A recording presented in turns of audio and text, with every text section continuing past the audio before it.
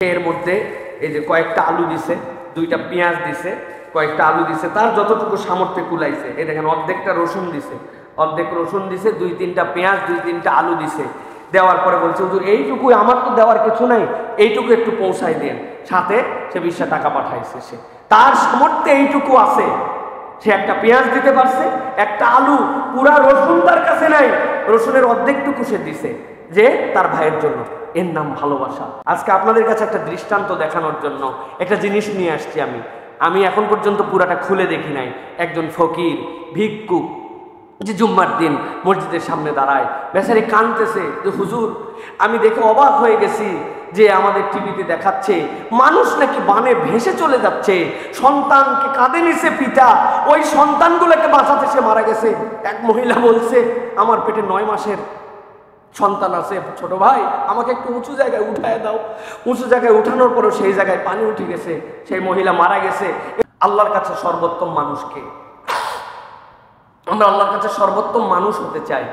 আল্লাহ রাব্বুল আলামিন নবী করিম সাল্লাল্লাহু আলাইহি সাল্লামকে বলেছেন, হে রাসূল আপনি জানিয়ে দেন আহাব্বুন নাস ইলাল্লাহি আনফাউহুম লিন-নাস, মানুষের জন্য যে মানুষের কল্যাণ করে আল্লাহর কাছে সবচেয়ে উত্তম মানুষ সে।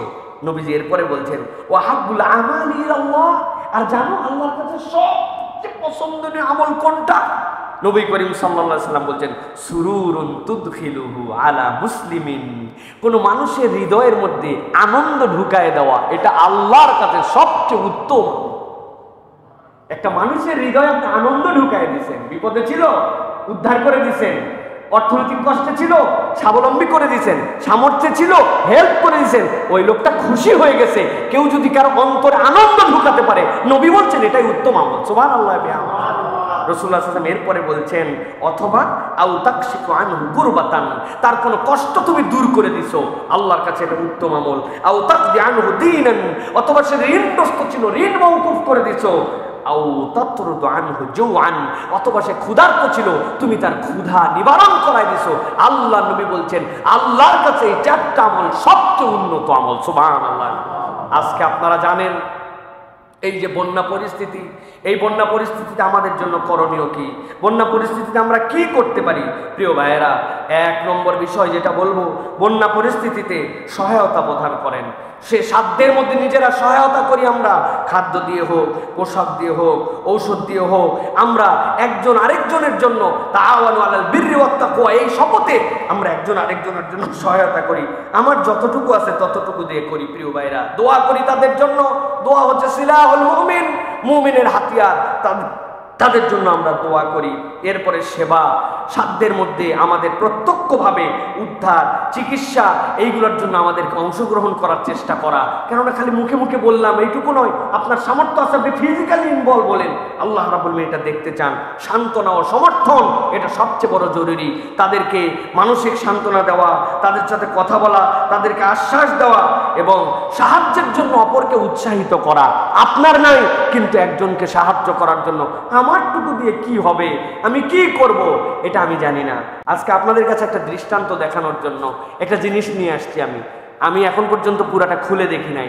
একজন ফকির ভিক্ষুক যে জুম্মার দিন মসজিদের সামনে দাঁড়ায়, বেচারি কাঁদতেছে যে হুজুর আমি দেখে অবাক হয়ে গেছি যে আমাদের টিভিতে দেখাচ্ছে মানুষ নাকি বানে ভেসে চলে যাচ্ছে, সন্তানকে কাঁধে নিছে পিতা, ওই সন্তানগুলোকে বাঁচাতে সে মারা গেছে। এক মহিলা বলছে আমার পেটে 9 মাসের সন্তান আছে, ছোট ভাই আমাকে একটু উঁচু জায়গায় উঠায় দাও। উঁচু জায়গায় উঠানোর পরেও সেই জায়গায় পানি উঠে গেছে, সেই মহিলা মারা গেছে। এরকম ভাইয়ের কষ্টে আমার তো হুজুর দেওয়ার কিছু নাই, তা আমি সকাল থেকে এইটুকু বিভিন্ন বাড়ির থেকে পাইছি, এইটুকু আপনাদের জন্য দিলাম। একটা ভাই সে এইটুকু, একজন মিসকিন, সে হচ্ছে আপনাদের জন্য এটা পাঠাইছে যে এটা আপনি গেলে এটা দিবেন।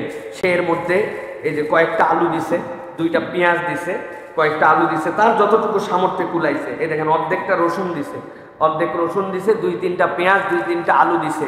দেওয়ার পরে বলছে হুজুর এইটুকুই, আমার তো দেওয়ার কিছু নাই, এইটুকু একটু পৌঁছাই দেন।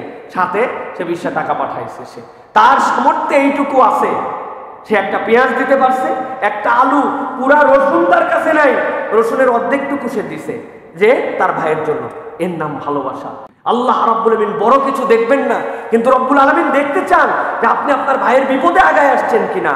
একজন মিসকিনের কাছে আমার থেকে শেখার আছে। আমি তো বলছি আমি বহু ফকিরের কাছে শিখছি। এক ফকির আমার কাছে হাত পাতার পর 10 টাকা দিছি, সে ওই 10 টাকা নেওয়ার পরে আরেক ফকিরকে 5 টাকা দিছে। আমি বলছি আপনার অনেক টাকা, তাছাড়া আমি দিলাম আর আপনি ওরে দিলেন। সেই ফকির আমাকে বলছে, বাপ তোমার কাছে যে আমি চাইতে পারছি জন্য তুমি দিছি, আর যারে দিলাম ওর পুরা গায়ের মধ্যে টিউমার, ও উঠে যেয়ে চাইতে পারে না, তো আমি তো হচ্ছে ভালো আছি, এই জন্য ওর একটু দান করলাম। ফকিরের কাছ থেকেও আমি শিখছি। সুতরাং প্রিয় ভাইয়েরা, আমরা আমাদের সামর্থ্য অনুযায়ী আমরা একটু দান করার জন্য, সহযোগিতা করার জন্য চেষ্টা করি। আমি